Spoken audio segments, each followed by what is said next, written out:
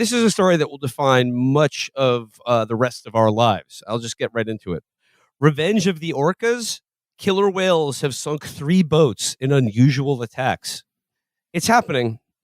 It's finally happening. A spate of encounters between orcas and boats off the Iberian coast has puzzled scientists and sailors recently, as seemingly coordinated ambushes by the killer whales led to the sinking of 3 vessels. The reason for the attacks, according to one scientist who has studied the phenomenon, may be revenge. It's about time. Well, like the obvious thing, right, is, the way of water is happening. Yeah. Yep. That's obvious. In the article, though, it's interesting. One of the, I don't know, I guess crusty old sailors, one of the seafarers they talked to, I don't know if he's a scientist, talked about how, this is the first time he's seen orcas working together, not just as a group, but like orcas telling other orcas in different orca communities, like how to do something, how to ambush a boat. He said, it's over for us monkeys. And I think that's like a bad way to look at it. I think that like we could easily make a treaty with orcas where we we'll stop whatever we're doing, throwing plastic at them, hitting them with boats, but we give them access to some of our technology and they can help develop like, I don't know, the technology from Mass Effect. Well, we're going to have to do something. I mean, Yeah. the negotiations are on the table right now because they're learning and they want revenge. I remember learning about orcas as a kid, and despite the fact that they're called killer whales, one of the facts you learn is that there's never been a recorded instance of a killer whale harming or much let alone killing a human being in the wild, leaving aside the ones that they abuse at SeaWorld and whatnot. But yeah, that that's earned their name. Like any animal, you should be able to molest it for 90 years straight without it getting mad at you. It says here that the leading theory is that a female orca suffered a traumatic incident with a boat, a critical moment of agony that caused her to start attacking the vessels. Alfredo López Fernandez, a marine biologist at the University of Aveiro in Portugal, told the industry publication Live Science. So orcas are attacking the Portuguese. Oh, no. Those orcas hate Madeira. The majority of the disruptive interactions between orcas and boats off the Iberian Peninsula in the past few years, López Fernandez said they numbered in the hundreds, have been brief and caused minimal physical damage to the vessels, according to a report written by López Fernandez and published in the journal Marine Mammal Science. But on at least 3 occasions, including one incident this month involving a sailing yacht, the orcas have sunk the boats.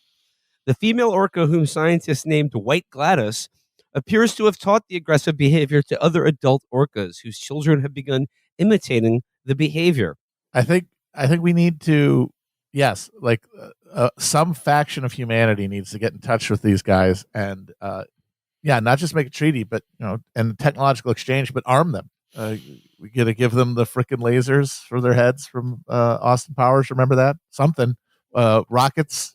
They need a force multiplier because as good as they are at sinking ships, they still don't have the goddamn thumbs, and that's going to be a problem in scaling up their aggression, which they need to do. Yeah. I mean, once they have thumbs, they'll unlock the greatest tool, the true bravery of the operator, which is just calling in airstrikes every 20 seconds.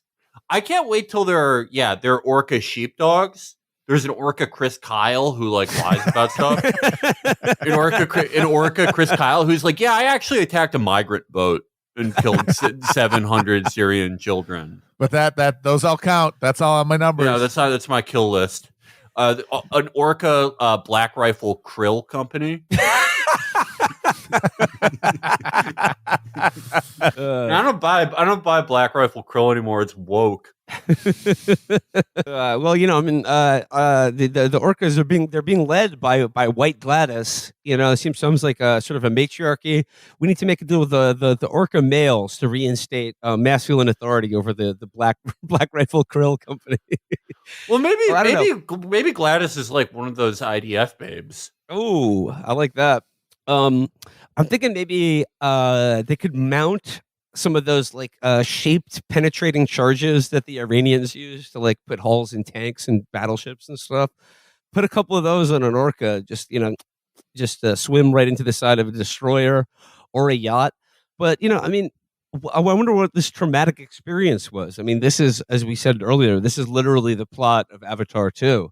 And I say to our Tolkien brothers and sisters, please rise up. Our country yearns for freedom. Yes, liberate us. Yeah, I'd like to be the Jane Fonda of the Orca War. If you're on humanity's side for this, there's just no claim.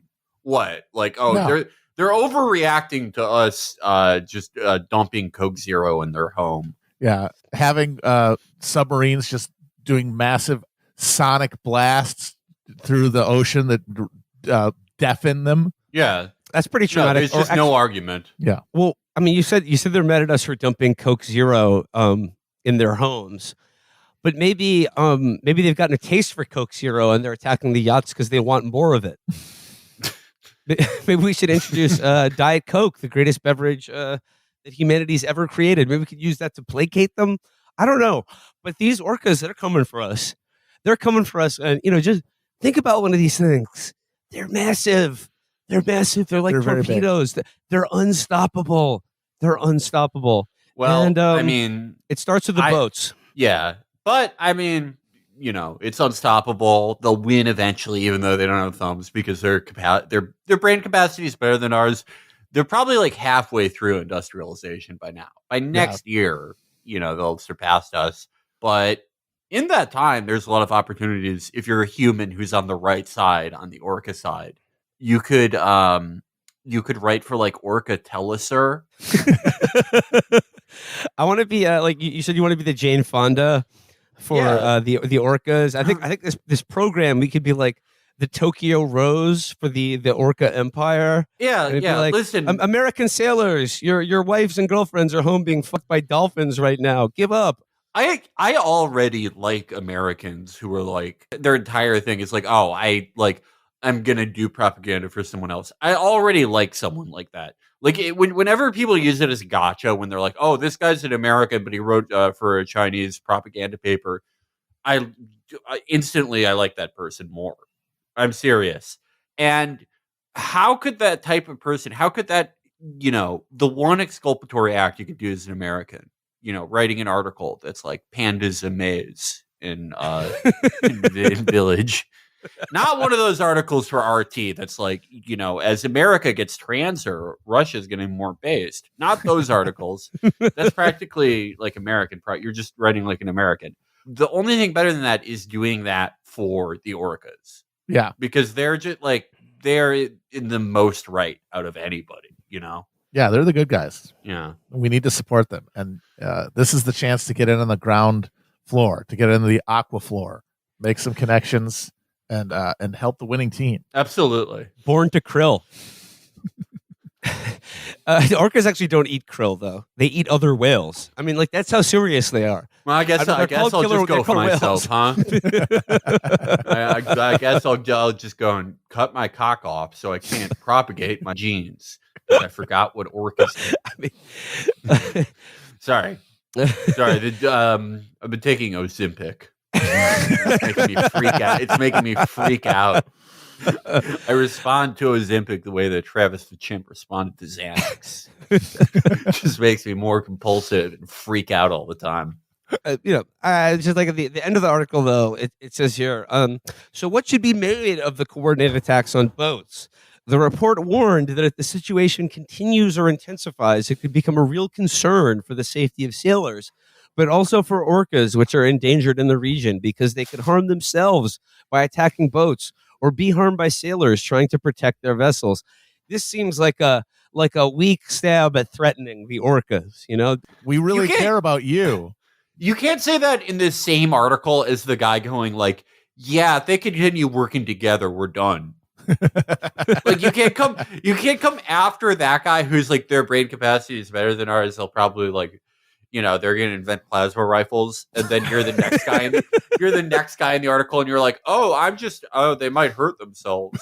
Yeah, fat chance. I'd like to move on to talk about the political world and what's been in the news in the week, but like this is all in the shadow. I mean, like really, it none of this matters because it is all going to be very soon washed away like sand in the tides by the orca uprising. So, I mean, look, the leaders in this country, they'll negotiate over the debt ceiling and things like that, but I mean, they should be negotiating over which one of their family members they're willing to sacrifice to quell White Gladys and her ravening sea wolves. There is probably the one way we could win. Well, not we, humanity. The one way the bad guys could win is, people are familiar with Dark Souls, the lore of Dark Souls. There's a war on the dragons at the beginning, right? The people who find the great souls fight the dragons, and they're able to beat the dragons because there's like a dragon comprador. There's a dragon who's like, he's shittier than all the other dragons. Has no scales. He's like pale white. He looks like shit. He looks disgusting. He looks like a Swiss male, and he has no scales, not immortal, no powers really. Called Seif the Scaleless, and he's like, well, I'm pretty much fucked as a dragon, and so he tells humanity and the lords like, listen, you got to peel away their scales, and he helps everyone win the war against the dragons, and he's rewarded with dukedom. They make this fucked up slimy lizard a duke, and everyone just goes along with it. If there's like a shitty orca who can become an orca comprador, that's humanity's only shot. That baby beluga Quisling is selling out their cetacean the Joey Pants of the orca world. Yeah, they're gonna bribe him with some sort of mechanical leg type thing that they strap to him so that he can go to Banana Republic and get slacks. Yeah. I want to be someone important at SeaWorld. I don't want to be jumping around for fish or anything. I know these sardines are fake, but well, like I said, just more please and faster. My country yearns for freedom. White Gladys, please, avenging angel, wash away the stench of humanity at least from our oceans, and we could just stay on land for now. Until the next Avatar movie comes out, and the psychic beam sent from its the combined experience of everybody watching it unwakens some land creatures to start attacking us, which is the next step. Mooses, just like just using their antlers, like cow catchers, just scooping people up, tossing them in the garbage, crushing them. I mean, I know we talked about this a lot on the show, but like James Cameron probably has the most powerful brain of any human, any living being alive, because he is. You're absolutely right, Matt. I don't know if he started this, but he sent a signal to White Gladys with Avatar 2. This is like John Lilly, like cross species communication. He made the movie so good. Look, the orcas, they didn't see the movie in theaters, but they got the message. They got it. Like how many millions and millions of people watched that movie and then had subconscious and dreaming thoughts of Payakan and the Tolkien revolt, and then that was also that's the same ether that all of the conscious beings swim in, and then they took it up, and now we get to respond in kind. And yeah, I think I was joking at first when I thought that the Avatar movies are going to save humanity, but you know what? They just might do it. Well, if not save humanity, at least it'll save cetaceans. No, we will be saved like as a species, but it radically transformed by the experience to the point that it would be unrecognizable and probably horrific to our current understanding of values. But those values are insane and monstrous and suicidal. Yeah, and the only future really is like playing second or third or fourth or whatever fiddle to an intelligence-y creature-led Earth. There's no future with us in charge. It's like it's not trending well. I'm also struck by like the details of the article says that White Gladys was probably like these initial assaults on yachts or whatever were inspired by an emotionally painful incident. And like that is just out of the script of Avatar 2. What does Paya Kun say? It's too painful to talk about. Yeah. And that's what inspires him to like teach the other Tulkuns that, like, hey, sometimes you got to kill. You got to break stuff. What makes the algae grow? Blood.